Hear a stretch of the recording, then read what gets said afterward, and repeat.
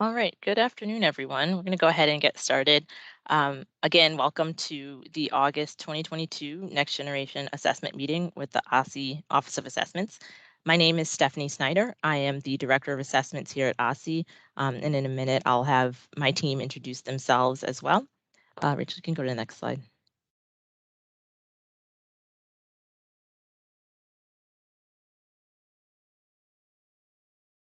We're excited to meet with you all today. It's been a couple of months since we last spoke, and we're excited to share some information about upcoming events and some housekeeping things for the start of the 22-23 school year.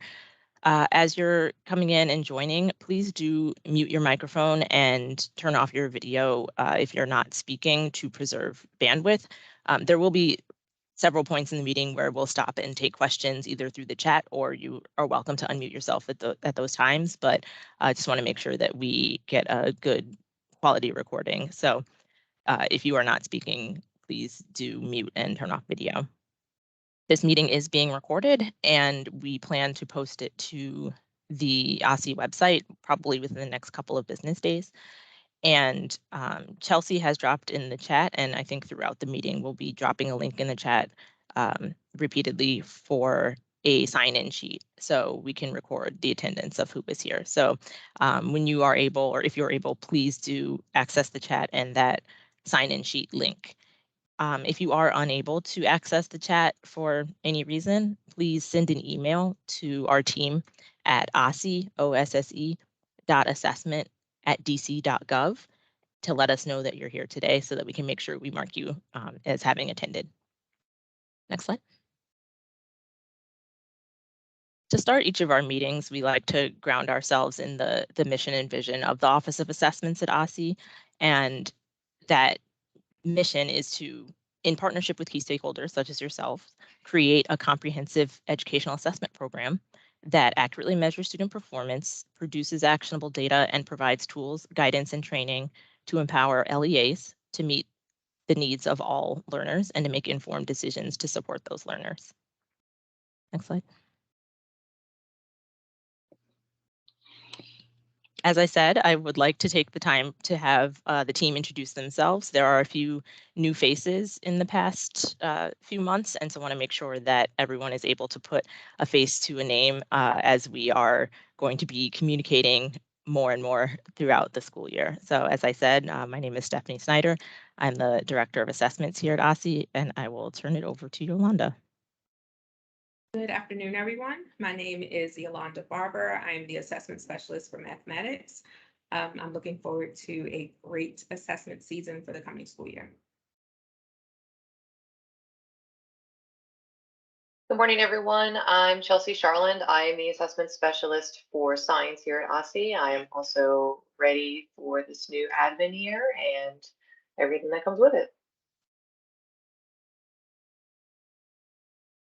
Good afternoon, everyone. My name is Assad Fulton. I am the assessment specialist for special populations. And like everyone else, I'm super excited for this new school year as well. I'm Rachel Knizer. I am the assessment specialist for ELA and test administration management, but I don't know. I think we're just an excited team. I'm excited to join as the newest member and excited to meet all of you. More excitement all the way around.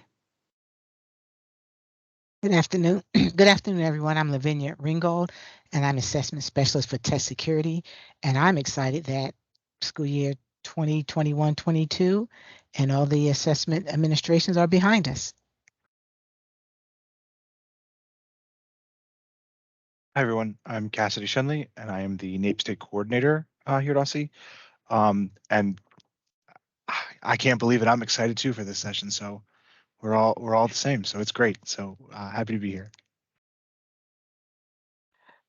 Thanks, team. And I did want to extend a special welcome to Rachel Knizer, who is our new ELA assessment specialist, started last week, I think. We're very excited to have her on board.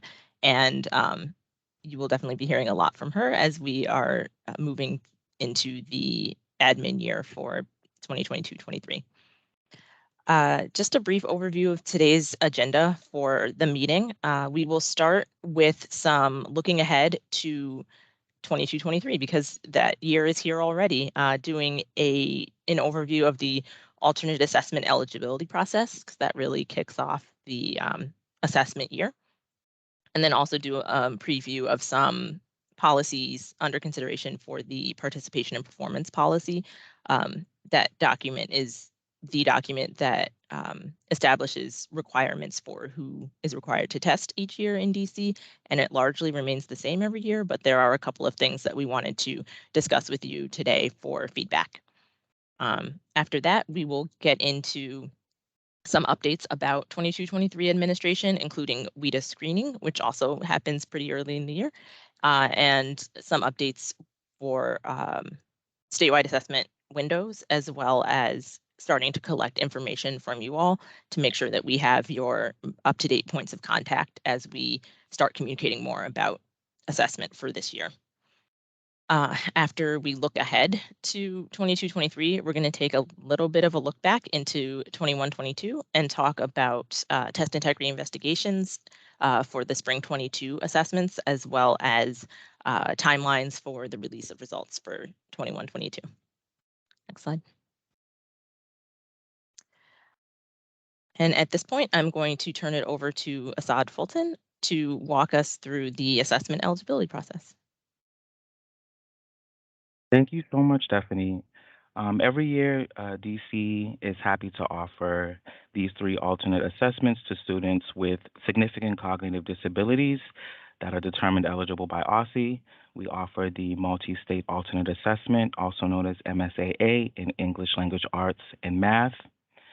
Dynamic Learning Maps, DLM, as the Science Alternate Assessment, and we also offer the Alternate Assessment for Alternate Access for ELS, for English Language Proficiency for students in grades 1 through 12. Next slide. To be determined eligible for alternate assessment participation, students must meet these 3 minimum requirements of having a significant cognitive disability. They must be learning content linked to Common Core state standards, Next Generation Science standards, or the WIDA ELD standards. The student also requires extensive, direct, individualized instruction and substantial support in the grade-appropriate curriculum. I want to emphasize that meeting these requirements does not guarantee automatic alternate assessment participation. Aussie will make the final determinations for students in grades 3 through 12, and IEP teams are responsible for making determinations for students in grades kindergarten through 2nd grade. Next slide, please. For Aussie to review a student for alternate assessment eligibility, here are the things that must be in SEDS for us to make the determination. We need a current IEP. That IEP must indicate alternate assessment. There also has to be a DC alternate assessment participation decision documentation form on file. That is very long, but yes, we must have that on file. And lastly, we need all supporting evidence that allows us to see that the student needs to have the alternate assessments. Students determined eligible last year will automatically be eligible for this current school year. And just to emphasize again that Aussie will make the final determination for students in grades 3 through 12, and we recommend that LEAs begin this process as soon as the school year begins. Next slide, please. Lastly, I wanted to give you all a timeline of how this process will take place this year. I'll give you guys a few moments to take a look at some of these important dates, and I will emphasize that Aussie will start reviewing documentation in SED starting on October 17th. A full detailed eligibility process memo is going to be released on our at the next NGA bulletin that is going out on August 30th. It will also be made available on the Aussie website shortly after. Assad, I just wanted to pause to address. Oh, well, we're at the questions point. Dominique's question. Oh, I'm sorry, I couldn't in even the see the chat. questions. Sure. And so there's a question in the chat. If students were eligible last year, are the same requirements in place for this year? For example, they still need to have appropriate supporting documentation on file. Correct. Everything listed must be still on file for the student, even if they were determined eligible last year. We still need to have current documentation on file for the student this year. We have any other questions? There is a question in the chat of, will the slides be available during this meeting? We will not share the slides during the meeting, but we'll share them after the meeting by posting them on the website, and we can also send them in the NGA Bulletin on early next week. Thank you, Stephanie.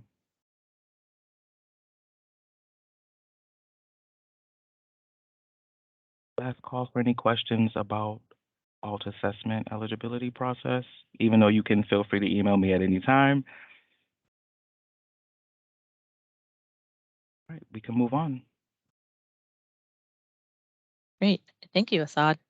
And Assad, if you can also put your email in the chat, I think that would be great for folks if they have additional questions.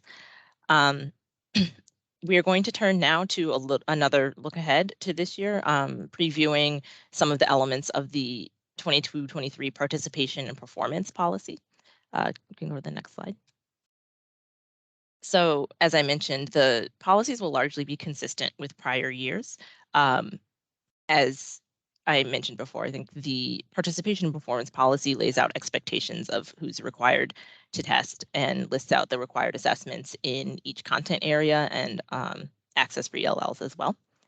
During the 22-23 assessment season, it's expected that all students enrolled in those courses or grades with required assessments will participate in those assessments. Students who are participating in routine distance learning or hybrid learning are expected to participate in assessments in person. So similar to last year, all students are expected to test in person, and LEAs should make arrangements for those students who may not be attending in person every day to make sure that they have a way to get to the school to test. Next slide. The required assessments for spring 2023 should look very familiar to folks. It's consistent with previous years. For Park, our general assessment in ELA and mathematics, there are grades 3 through 8 assessments and then course-based high school assessments.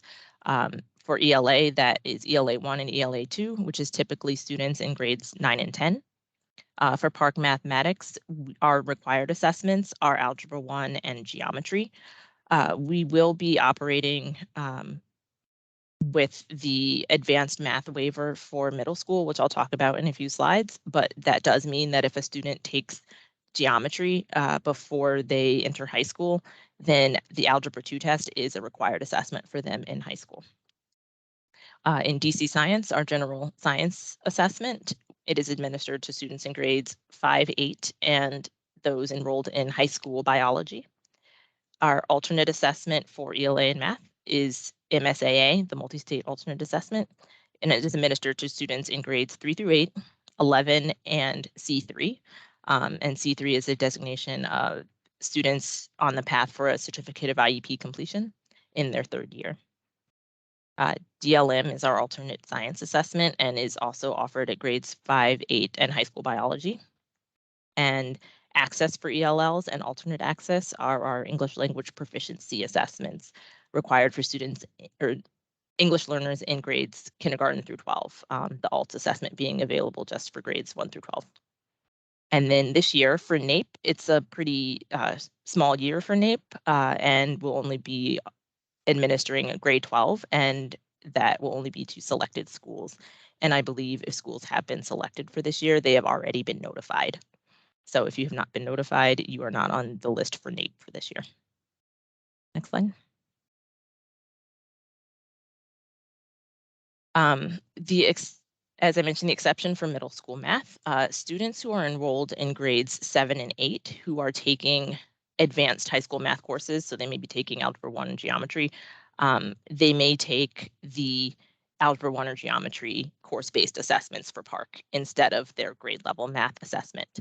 And just as a note, if those students are taking geometry before they reach high school, they are required to take the Algebra 2 test when they are in high school.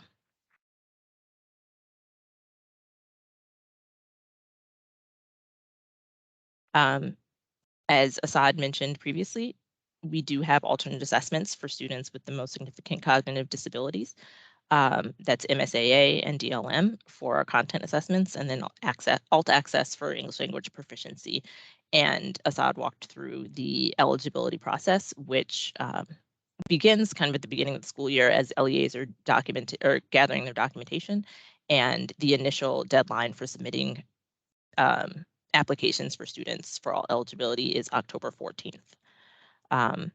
And you will also be getting additional information about that process in the NGA Bulletin that goes out next week. Before I move on, I do want to just address a couple of questions that are in the chat. Will there be optional English 3 and Algebra 2 tests this year? So there will not be English 3. Algebra 2 will be a required assessment for those who are taking geometry before they get to high school, but it's not expected that students are taking it as an optional assessment in high school. And then when will Aussie release? Oh, this school year 22-23 click report of eligible alt assessment students. I believe final determinations would be expected in early January. I do not recall the exact date, but it's early January of 2023. And then another question about middle school students taking advanced high school courses may take those course-based assessments, meaning they don't have to. That is correct. So students who are taking advanced coursework in middle school may take either their grade level assessment or the course-based assessment aligned to the course that they're taking. That is a decision that is left to the LEA. And if folks have additional questions about that, you can definitely feel free to reach out to me.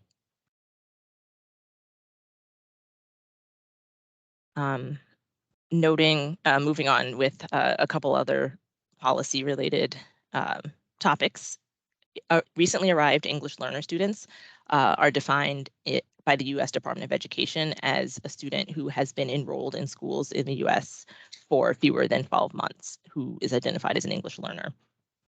For statewide assessments, these students are not required to, they're exempted from taking ELA assessments for 1 year. They still are required to participate in English language proficiency access assessments and mathematics and science assessments if they are enrolled in grades or courses where those are required. This exemption for recently arrived students is good for 1 year and only one time. And they are exempted from taking either PARC or MSAA ELA. The exemption date is defined as the first day of the previous year's statewide PARC window. So that is April 4th of this past year, 2022. So if a student enrolled in a US school for the first time after April 4th, 2022, they would be eligible for the exemption from ELA assessment.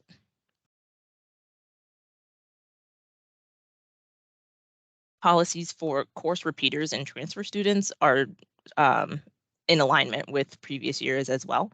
So students who repeat a grade or a course with an associated required assessment will retake that required assessment in 22-23. For transfer students, if a student, particularly a high school student, transfers into DC schools after having have advanced past the required coursework or assessments, they are not expected to test in statewide assessments in DC. Mid-year transfer students are expected to test once per content area per year. They may test at the school that they are coming from or at their receiving school, but should test in the content area that best matches the course that they're enrolled in at the time of the assessment.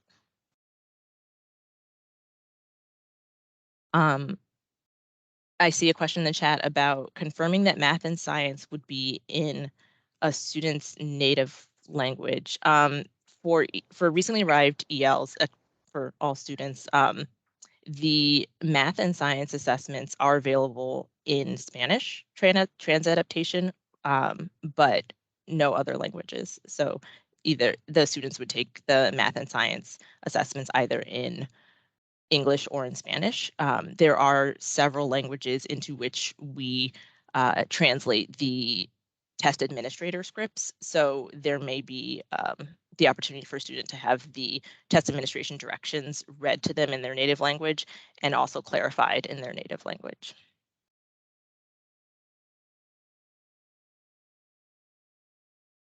For students who are taking, high school students who are taking courses on a reduced schedule or semester schedule, they would be expected to test in the spring in alignment with the courses that they have completed from summer 22 through spring of 23. So for example, if a student took Algebra 1 in summer of 2022, this past summer, they would take the Algebra 1 PARCC assessment in the spring of 2023.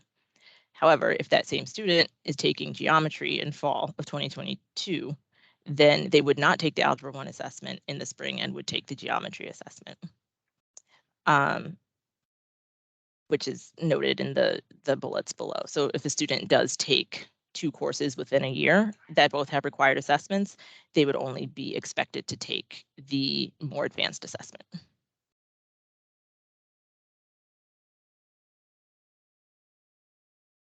For students who are in secondary schools and adult schools, if they are for content assessment participation, if they are on a course for a regular high school diploma or certificate of IEP completion, they are expected to participate in content statewide testing, regardless of their age. If students are enrolled in adult serving schools and are not on a path for regular diploma or certificate of IEP completion, then they would not participate in statewide testing. Next slide. Similarly, for English language proficiency assessments, students who are in grades 9 through 12, who are on a path for regular diploma or certificate of IEP completion, would be expected to take access-free ELLs if they are English learners, and students who are not on a path for regular diploma would not be expected to participate in English language proficiency testing. Slide. Students who have Aussie approved assessment medical exemptions can be exempted from taking statewide assessments. They would not be included in either performance reporting or in participation reporting. Medical exemption requests are meant to be used in an extremely limited way for ongoing health conditions, and they must be signed. Exemptions for ongoing health conditions must be signed by students' treating physician and submitted to Aussie before the first day of testing at a school. We do know that emergencies happen during the assessment window as well, and medical exemption requests may be submitted at any time during the testing window for those emergent conditions, and those must be submitted to Aussie no later than 10 days after the close of the assessment window. Medical exemptions are only valid for the year in which they are requested. So if a student did apply and receive a medical exemption for 2022, they would still need to reapply for 2023. Next slide. Off-grade and off-policy testing and how they factor into performance and participation reporting. Students who are in grades 3 through 8 must take the assessment for the grade in which they're enrolled at the time of testing. The exception is for middle school advanced math, where students in grades 7 and 8 may take their course-based assessment.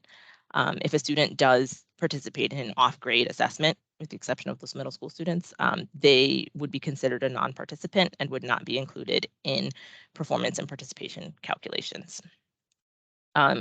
Off-policy testing refers to students who may have applied for alternate assessment eligibility but were not deemed eligible. And if those students take alternate assessments, then they would also be considered non-participants for the purposes of reporting.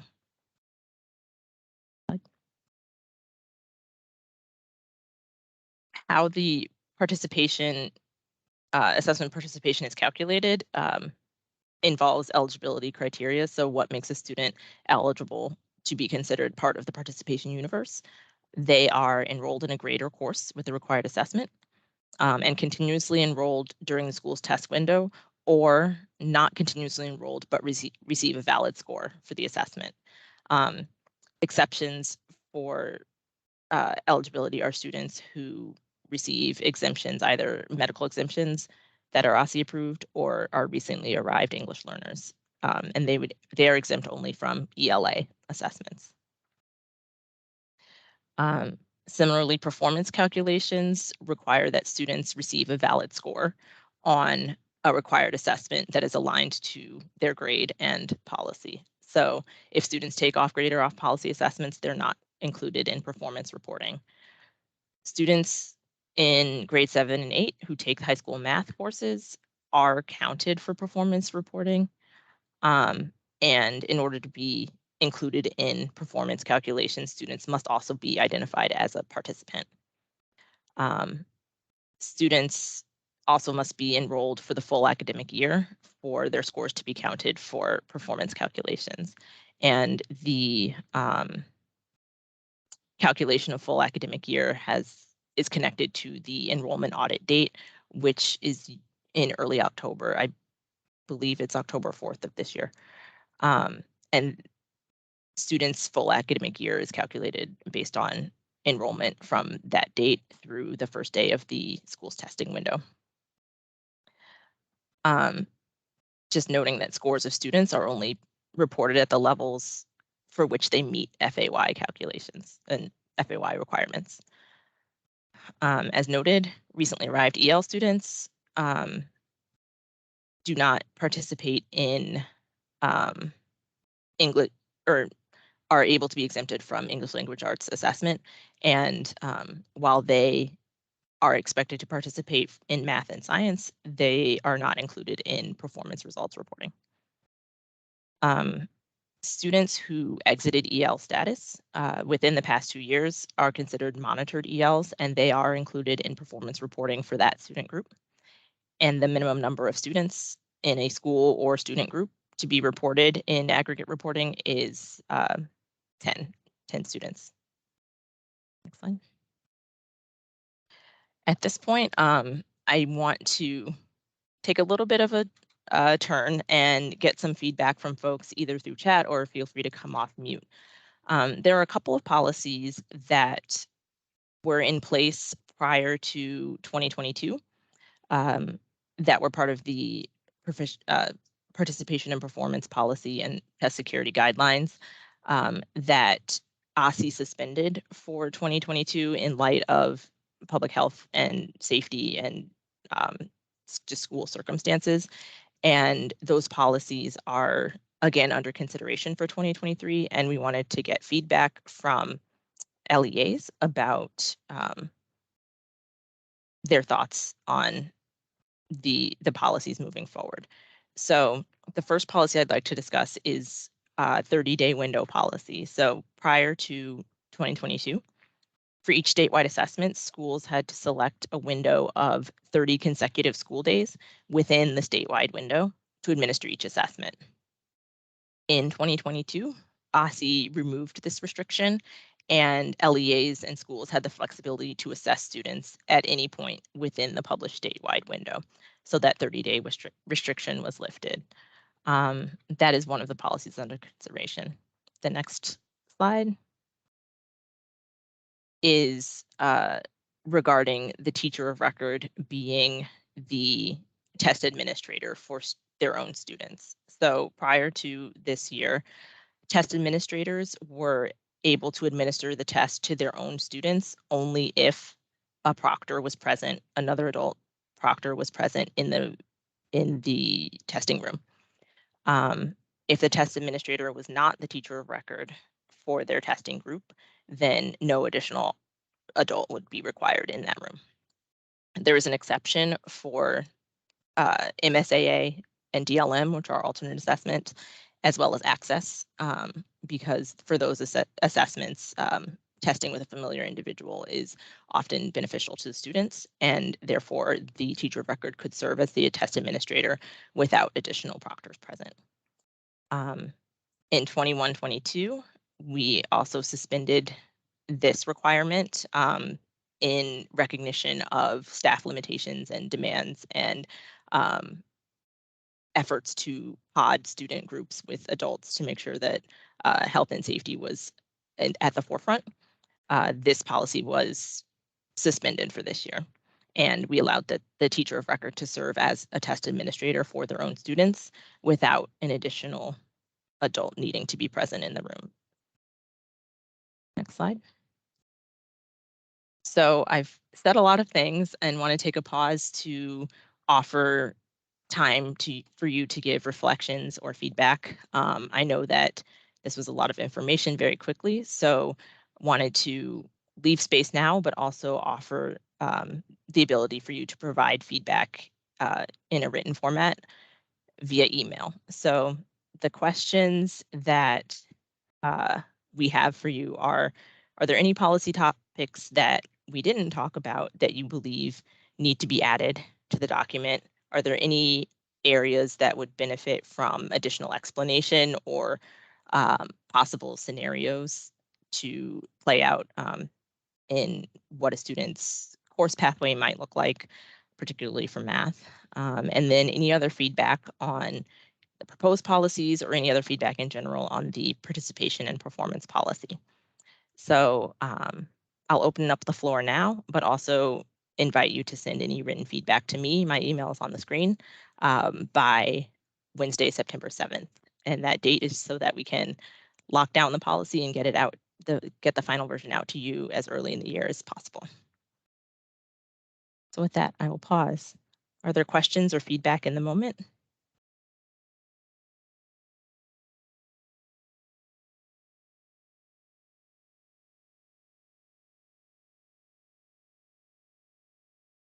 I do see one comment in the chat saying keep it suspended. Is that referring to the 30-day policy or the teacher of record or both?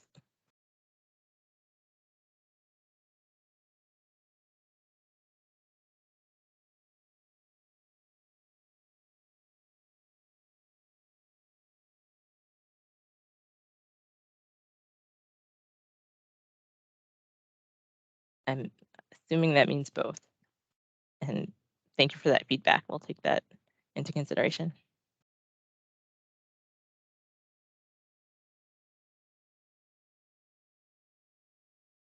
All right. With that, I will keep us moving forward and looking ahead to some administration related things for 22-23 that are happening imminently. I will turn it over to Assad. Thank you again, Stephanie. Okay. WEDA screeners are one of the first things we're going to start off with this school year. And the WEDA screeners we start off WEDA screeners through the home language survey that are given to students being, excuse me, guys, let me start over. WEDA screeners are given to students that are indicated by the home language survey of being identified as an possible English language learner.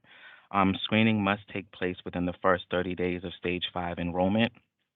And the screeners that we offer our students are the WEDA screener for kindergarten and the WEDA screener online for grades 1 through 12. WEDA screener for kindergarten is a paper-based assessment, while the one for 1 through 12 is online. Next slide, please. And Aussie will host overview webinars for new test administrators for the WEDA screener online and WEDA kindergarten screener. Capacity for each webinar is limited to 100 attendees, and LEAs are encouraged to limit attendees to staff who are new to the screener or have multiple staff members attending via the same computer connection. Details on each training were sent out on the August 23rd NGA Bulletin, but they are also included in this presentation if you want to sign up. Both webinars will be recorded and shared for those that are unable to attend. You can take a look at the training objectives specifically for the reader screener for 1 through 12, which will happen next Thursday. And here are the training objectives for the WIDA kindergarten screener for next Friday, September 2nd.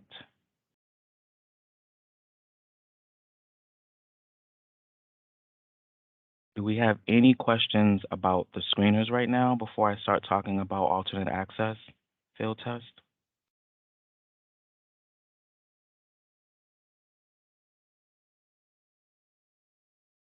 Next slide. Also, we are introducing in spring 2023, we will have an alternate access field test. Participation in this field test is required for all students that are taking the alternate access assessment for 22-23. A few additional notes is that scores will not be produced from the field test. The field test window is concurrent with the alternate access administration window. It is similar in length to the alternate access test, and there will be additional administration guidance provided as we approach that window. Did also include a link if you wanted to read more about the alternate access field test here at the bottom, and you could also feel free to send me an email if you have any specific questions. I'll be more than happy to answer them. Are there any questions about anything I just talked about, the WIDA screeners or the alternate access field test?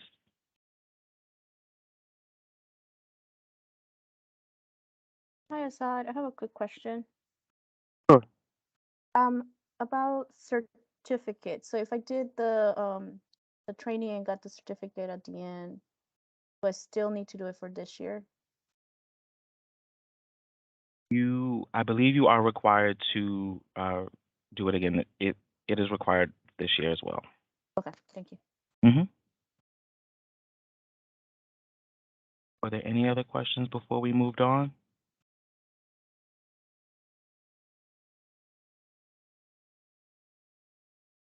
All right, thank you guys.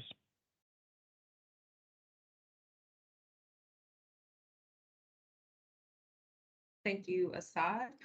So now we are going to talk about the assessment administration windows for the coming school year.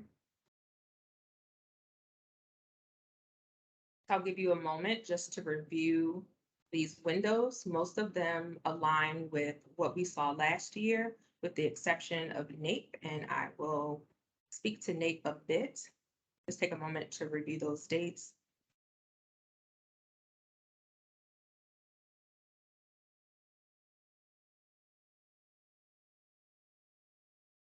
So this year for Nape, DC is not participating in the field trial or the long-term trends assessments this year, and only selected schools will test between March 20th and March 20th and April 14th.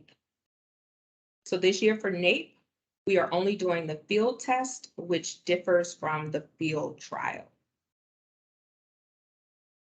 For the other assessments, we have access that will begin February 13th and run through March 24th. MSAA and DLM, March 13th through April 28th. For Park and DC Science, online testing will be April 3rd through May 26th. And again, similar to last year, our paper test window does conclude a week before online testing. So that window is April 3rd through May 19th.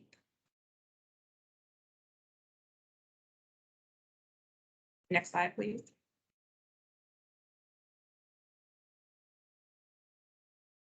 So here we have the assessment coordination timeline.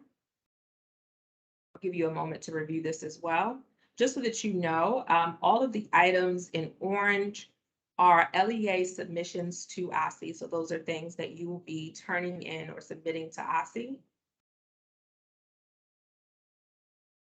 The medium blue section are LEA actions. So things that you will need to do.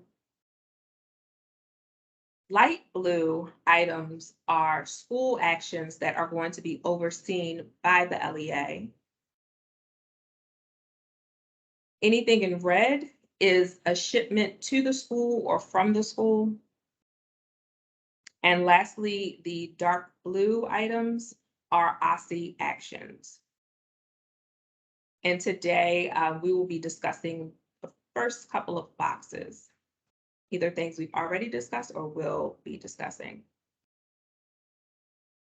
As a note, all student registration deadlines will be communicated via the NGA Bulletin. And LEAs are responsible for Park and DC science registration for high school and DLM registration for all. Aussie will register for others.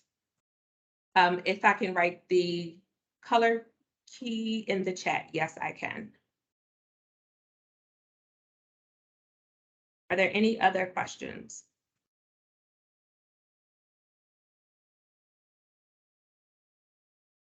All right, let me drop that in the chat, and then I will be turning this over to Chelsea. Good afternoon, everyone. So we're going to go through some of those first boxes on that timeline that Yolanda just shared in the presentation. So first, we're just going to go through some LEA Assessment Manager responsibilities during the upcoming academic year. So as you know, Aussie is requiring of LEAs to designate an assessment manager to oversee all of the compliance and policies put in place during our administration year. We want to make sure that we are ensuring that statewide assessments are administered in compliance with all those policies. And you are also responsible for liaison with a non-public school test coordinator or several coordinators, depending on how many students may be attending those schools that are registered to your LEA.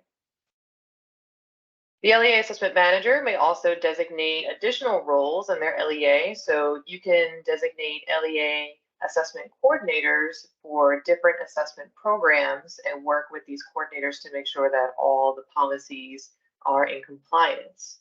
So we recommend, if you are able, to make a LEA assessment coordinator for the following 3 groupings of programs. So Park and DC Science assessments are administered and follow a lot of the similar policies through the same platform. So it's useful to have an assessment coordinator overseeing both of those assessments. MSAA and DLM are very similar as well within their administration windows and alt accessibility requirements. And then access for Ls and alt access would also be useful as a separate coordinator. So depending on the staffing at your LEA, you can have one person oversee all of these different assessment programs, or you can designate assessment coordinators that we will be in contact with regularly during the administration windows and leading up to administration regarding policy compliance. You can go to the next slide, Rachel. So we're going to go through some contact information. We always try to update our LEA contact information at the beginning of each academic year. So this year we are asking that each LEA assessment manager and non-public school test coordinator will submit the LEA assessment coordinators' names and contact information to Aussie by October 14th of 2022. And the way that we are going to do that this year is we are going to be utilizing a smart sheet, which I've actually just linked in the chat as well if you need it. So the smart sheet will ask you to designate the coordinators' names for all of the programs, or potentially one person if it's only one person overseeing several different programs with that at your LEA. And if there's any sort of staffing changes that occur during the school year, you can always access this form again and update it, and we will update the records on our end. This form also gives you the opportunity to estimate your statewide testing windows for this year. So if you need those dates again from Yolanda's previous slides, those dates are also housed on this share smart sheet form. So the estimation is not binding. I do want to remind you of that. So it's more so that we have a vague idea of when people are planning on administering specific assessments so that we can ensure that timely communication goes out for those that maybe are starting to assess at the beginning of the window versus the end. There's also going to be an assessment resource folder here, and I will also put this in the chat. This will summarize some things such as your responsibilities. It will have useful resources for starting your assessments and designating people to adhere to different programs. So keep an eye on this assessment resource folder throughout the year, as more things will be dropped in there as they become available. You can go to the next slide, Rachel. And we're going to go over the NGA meeting schedule for the rest of the academic year. So it is August. The next NGA meeting will be in October, and the registration links are there to the Eventbrite page. You'll notice that the timing for each of the NGA meetings has not changed. It is 1 to 3 p.m. Eastern for all of these meetings.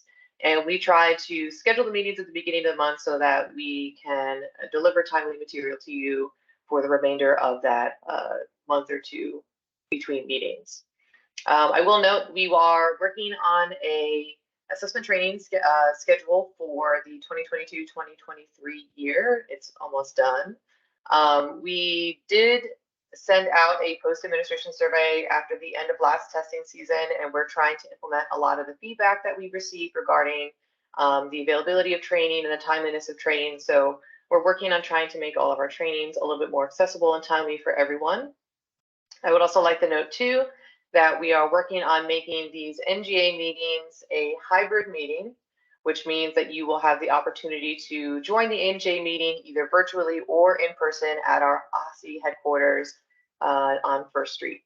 So keep an eye out for that. The registration links should be live today, and you'll be able to designate whether you would like to attend virtually for these NGA meetings or if you would prefer to attend in person. So there's going to be 2 ticket options. I say ticket options, all right, so that you can let us know in advance.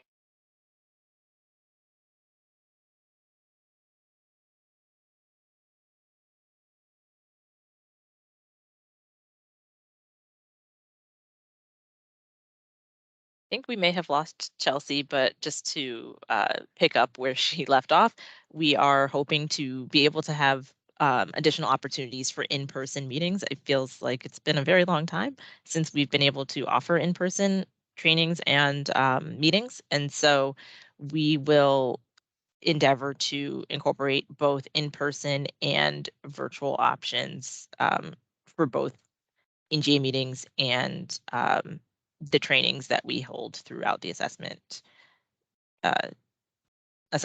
cycle in 22-23.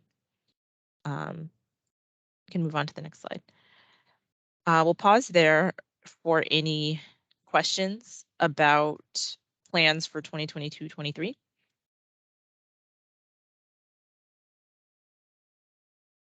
I will just note that Chelsea has dropped the link to the contact information form into our chat. That link will also be shared in the NGA Bulletin several times between now and October. We're sharing it now in the hopes that folks are able to get that information populated by October, because October is really when the more time-sensitive information will start to roll out from our team. So we want to make sure that we have appropriate contacts from all LEAs by that time. So we're giving you a lot of lead time to make sure that you can get us that info before assessment season really gets into full swing. Can you go to the next slide? Thanks, Rachel. With this, I'm going to turn it over to Lavinia to talk about test integrity investigations for spring 22.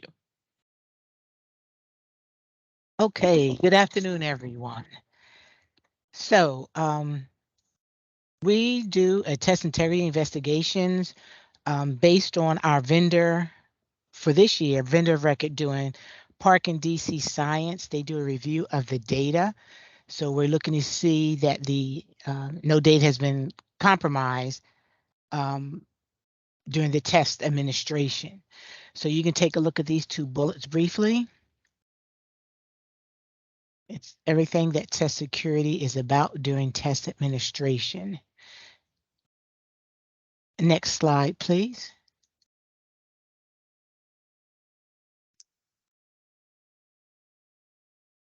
So we want to ensure that our results are valid and trustworthy.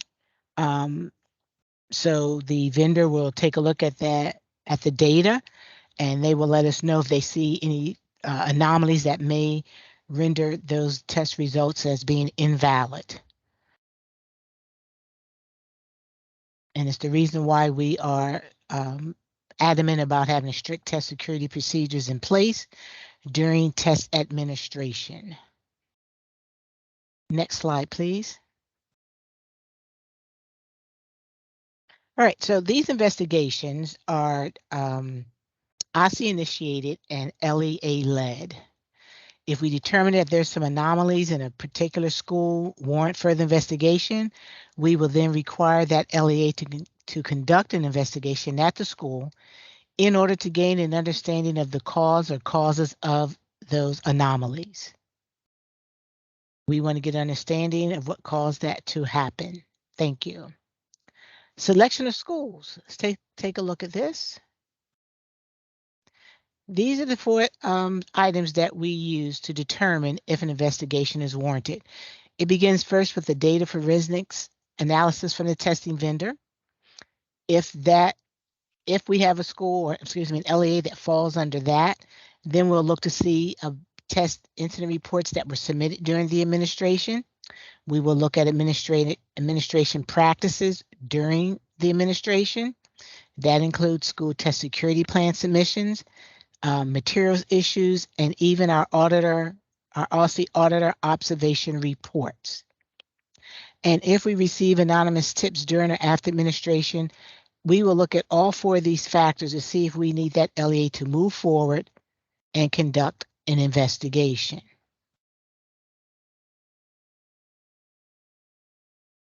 Thank you.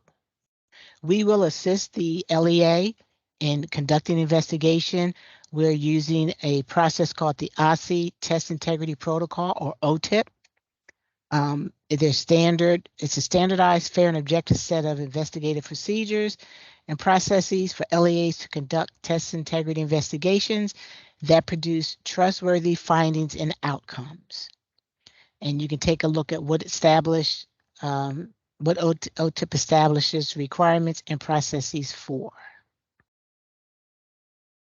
It is a pretty in-depth process, but we will guide you through it. We provide this training, and then we will be there to support you as you take care of it. It's standardized. It's going to be used the same way for every LEA.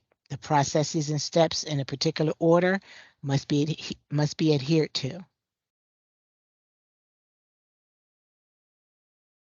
Oh, something's in front of my screen. Give me just 1 second. All right. So here's our timeline.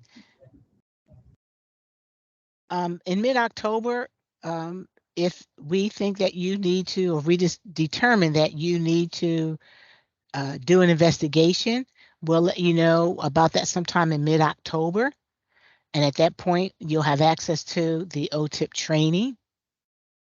Late October and November is when you'll be doing that test integrity investigation. And then in November, early December, after we have received all of your investigative notes, IC will make the determination and deliver reports to you with those findings and sanctions if necessary.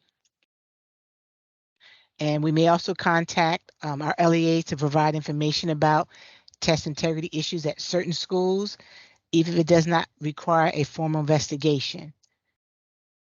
But we would like to help you to ensure that your school year 2022-23 administration goes smoother.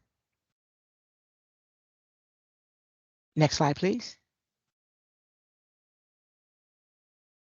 All right. Any questions at all about this test integrity investigations? Okay, so if you do not hear from us in mid-October, then we're not requiring you to do an investigation.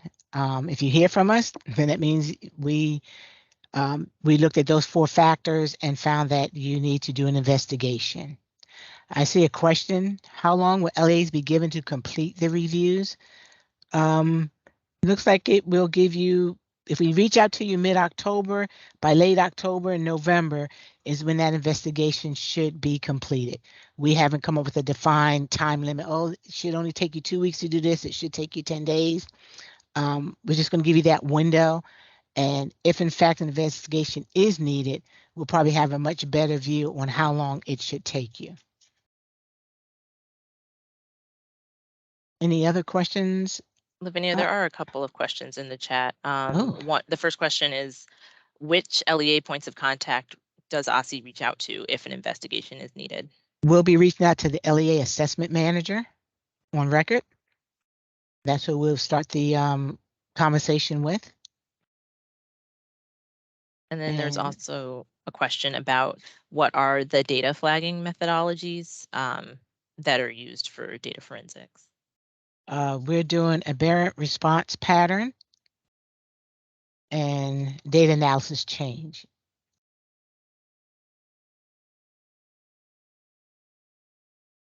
Yeah, I will say there are a number of data forensics analyses that are provided by the vendor. The 2 that Aussie focuses on most are the response change analysis, as Lavinia mentioned, and what is called an aberrant response detection.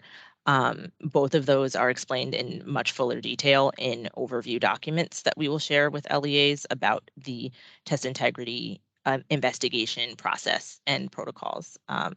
So you can look out for additional details and explanations of what those are in Aussie documentation that's forthcoming.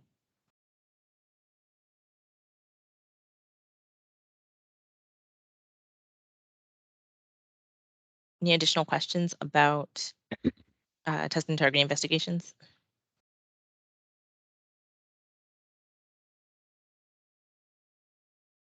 Okay, thank you. We'll keep you posted as we go along. Yeah, one additional question in the chat is, are there any considerations, it may not be comparable, but are there any considerations for looking at extremely abnormal growth from 2019 to 2022? Longitudinal performance analysis is something that typically is looked at in data forensics, given the large gap in testing within DC. That is not something that Aussie is planning to consider for this for spring 22 administration. It may come into factor in future years, but at this point, we're not looking to make comparisons of students from 2019 to 2022 in that way.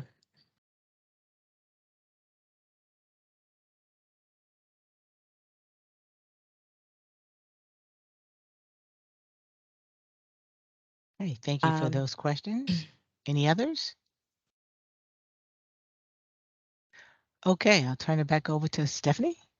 Thank you. And I have the pleasure of introducing the final topic for this meeting. And it's one that I'm sure everyone is extremely interested in getting more information about. I will share as much information as I am able to, knowing that some things are still under consideration by various DC government offices, and some of it is out of our control.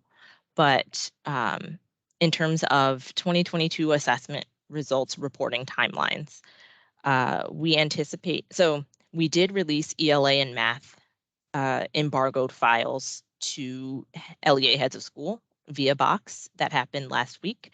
Those files include both PARC and MSAA information. They include individual school, LEA, and sector level results. And the format is fairly consistent with the format from prior school years. And we did also share a data file template for LEAs to be able to understand the information that's contained in those files. We anticipate that the public release of results will be in early September. We are still planning to hold an embargoed briefing of state level results for LEA heads of school prior to that public release. And so you should be on the lookout for additional information about that very soon. I don't have an exact date for either of those events yet, but when I do, we'll be sure to share that information. Next slide.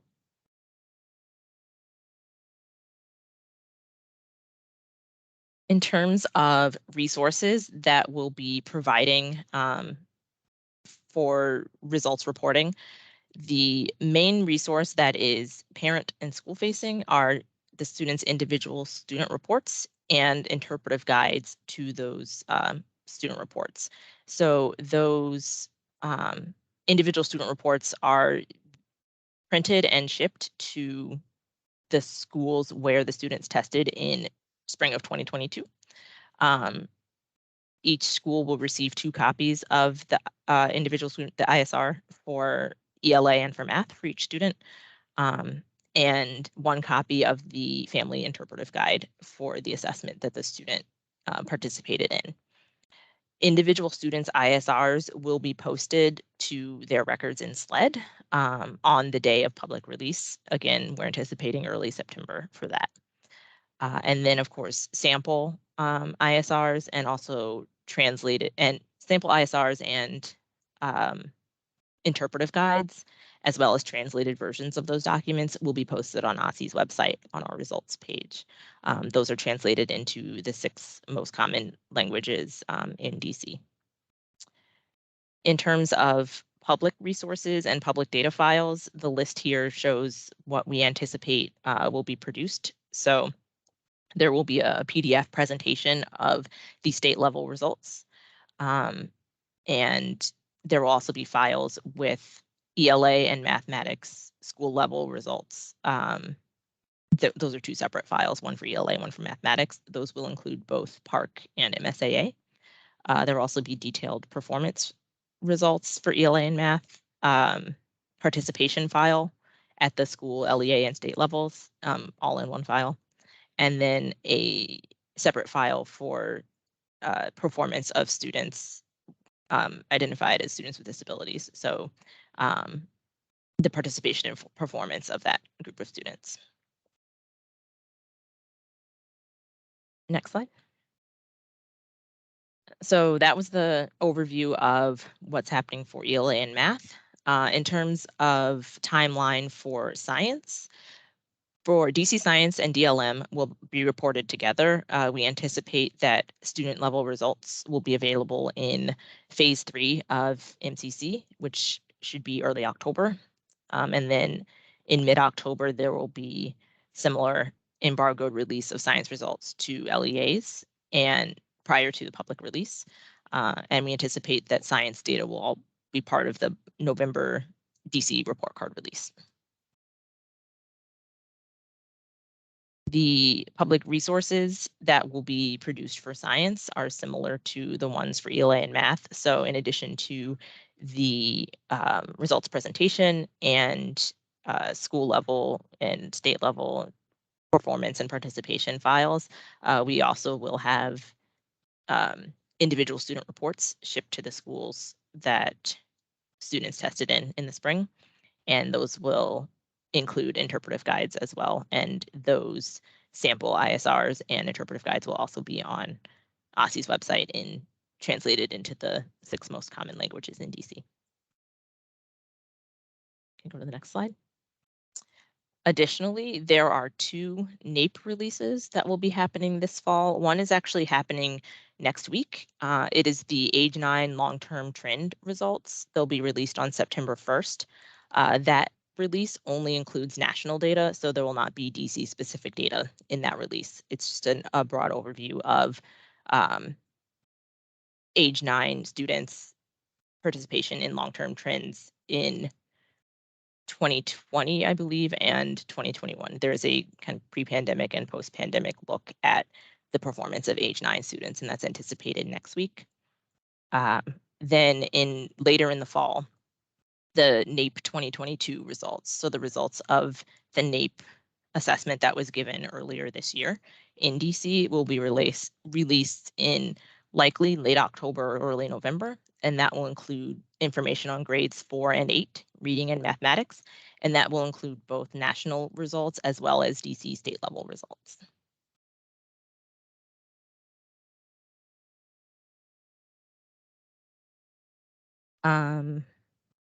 I see a lot of activity in the chat, so let me pause for a minute and make sure we're keeping up with any questions. I'd just like to give voice to the questions in case folks don't have access to the chat. The question was, are there science ISRs? And yes, there will be individual student reports for science, as well as interpretive guides on how to interpret those score reports. A question about slides. Slides and recording of this meeting will be posted in Aussie's assessment webpage in the next few days. And yes, we will make sure that we send out notification when those slides are posted. It'll likely be prior to the next NGA bulletin going out, which is anticipated on August 30th. So the slides should be posted before then and recording. Another comment is that it was difficult to obtain login information for today's meeting. And yes, I apologize for that. I think there was some miscommunication on our team of providing the link. So it was done fairly last minute, but for future meetings, we will have the Teams link or other appropriate links and information well ahead of the meeting so that that will be able to be sent to those who have registered for the meeting automatically.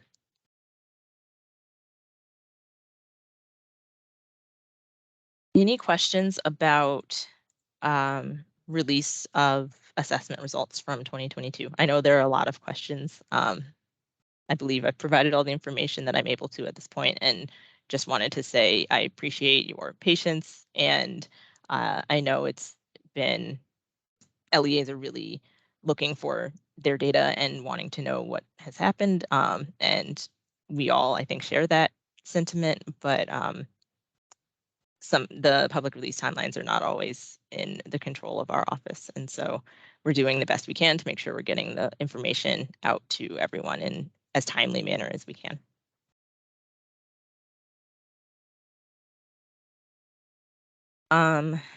Question in the chat is, will there be a district-wide analysis of the results from our office?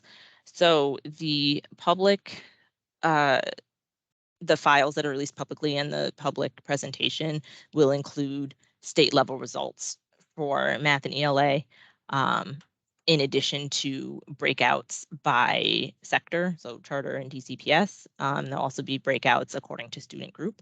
So that level of analysis will be available in the public facing information that's shared when the results are released publicly.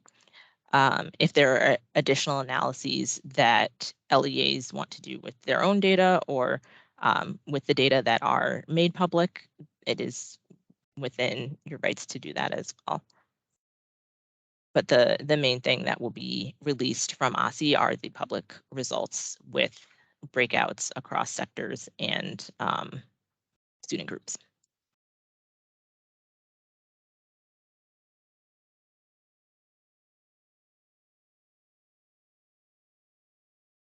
Okay.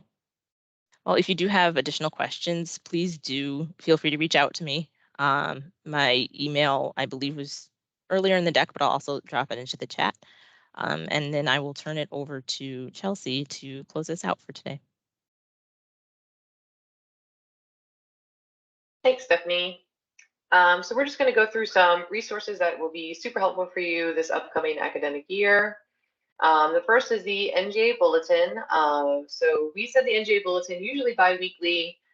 Sometimes we will send it once every week if we have some timely information that we would like to get out to stakeholders. So we are anticipating sending another bulletin out this week, even though we sent one out or next week, since we sent one out this week, just to contain information regarding everything we discussed in today's meeting, as well as some upcoming tasks that are required for LEAs to complete.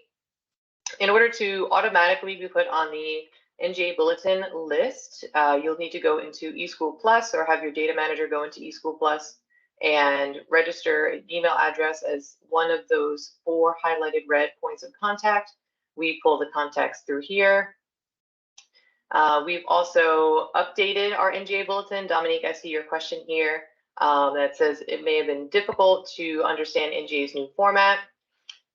We've updated the format of the NGA bulletin to make the information grouped by program. So those that only need information relating to a specific assessment program are much easier to find. But if you have any constructive feedback regarding the bulletin, please email us at aussie.assessment@dc.gov, and we can try to make things a little bit easier for everyone to read. Also, if you need to be added to the NJ Bulletin and you are not one of those 4 highlighted roles, please also email aussie.assessment@dc.gov, and we will manually add you to the list. Oh, I see, Dominique. Okay, that is good to know. You can go to the next slide, Rachel. And here are a variety of resources for the Aussie contacts, as well as our program oversight for different assessment programs. So our overall website, as well as our email. So any general questions, please email the Aussie.assessment inbox, and it can be directed to the person most suitable to answer your question. We've also listed here all of our sometimes DC specific sites for administration of different assessment programs. You can go to the next slide. And that is it. Does anybody have any last minute questions regarding anything that we've gone over today in the NGA meeting or any of the resources that we've shared? I do want to remind you that we are seeking policy input for those 2 different policies that Stephanie discussed earlier. So if you could try to send her your feedback on some of the policies no later than that September due date. And then in the chat too, I'm also putting the attendance for today, as well as the LEA test coordinator contact tracker that needs to be completed by October 14th, so we can get your updated points of contact. I have another question here from Zach. How often is the distribution list for the NJ bulletin updated? I'm listed as LEA assessment manager, but did not get yesterday's bulletin. So the distribution list off of eSchool Plus every for distribution of the bulletin later that afternoon. So we update our contact list weekly with what's listed in eSchool Plus. So if you did not receive the bulletin yesterday, I would just double check your registration at eSchool Plus, or have your data manager go through and just make sure that's still selected for your LEA assessment manager role. And you can also reach out to the Aussie.assessment inbox directly as well, Zach, if you feel like you've still experienced some issues. And I'll make sure that you get the bulletin from Tuesday sent to you after this meeting so that you have that information that was sent as well. Yes, Jessica, there's another question here that says send Stephanie a direct email with feedback. Yeah, so you're going to want to send Stephanie your email with feedback regarding the policy questions that we listed earlier regarding the teacher of record and the 30-day window, so that we can determine what our stakeholders are more interested in seeing have accomplished, and then she can implement that. You're welcome. Do you have any other questions? Stephanie, I'm not sure if you also wanted to mention anything else before we wrap up the meeting today. Nothing else in terms of logistics or next steps. I just wanted to thank everyone for your time this afternoon and your engagement. We know it's a really tough time of the year in terms of schedules, and we do wish all of you a great start to the school year, whether you've started already or are starting in the next week or so. Really excited to kick off another year with you all. I think excited is the word of the day, but we really are looking forward to kicking off another year of assessment administration in partnership with you all, and being here to provide the support that you need to be successful. So with that, I will say good afternoon, and please do reach out to me if you do have feedback on anything that we discussed today. I'm happy to connect with you all. So have a great rest of your afternoon. Thanks, everyone.